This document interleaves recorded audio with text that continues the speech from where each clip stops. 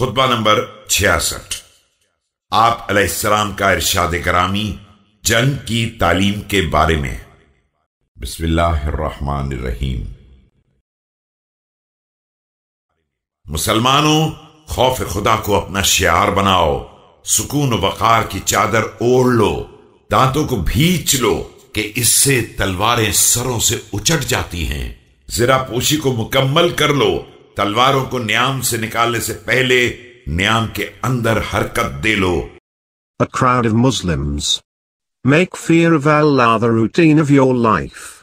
Cover yourselves with peace of mind and clench your teeth because this makes the sword slip off from the skull. Complete your armor and shake your swords in their sheaths before showing them out. दुश्मन को तिरछी नजर से देखते रहो और नेजों से दोनों तरफ वार करते रहो। उसे अपनी तलवारों की बाड़ पर रखो और तलवारों के हमले कदम आगे बढ़ाकर करो, और ये याद रखो कि तुम परवरदिगार की निगाह में और रसूल अकरम सल्लल्लाहु अलैहि वसल्लम के इब्ने अम के साथ हो। Have your eyes on the enemy.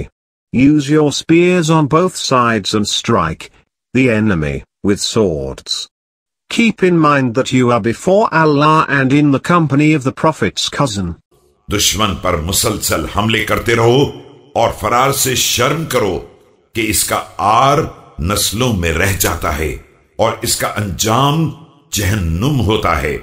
अपने नफ्स को हंसी खुशी खुदा के हवाले कर दो और मौत की तरफ निहायत दर्जा सुकून और इत्मीनान से कदम आगे बढ़ाओ। Repeat your attacks and feel ashamed of running away, because it is a shame for posterity and cause of awarding you fire on the day of judgment. Give your lives to Allah willingly and walk towards death with ease.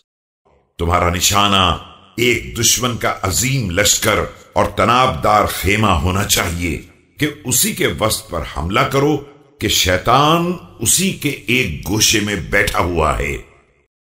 Beware of this great majority, and the pitched tent and aim at its center because Shaitan is hiding in its cornet. उसका हाल यह है कि उसने एक कदम हमले के लिए आगे बढ़ा रखा है और एक भागने के लिए पीछे कर रखा है।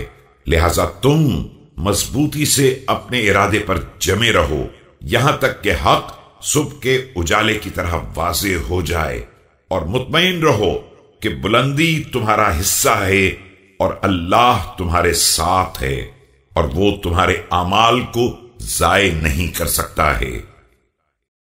He has extended his hand for assault and has kept back his foot for running away.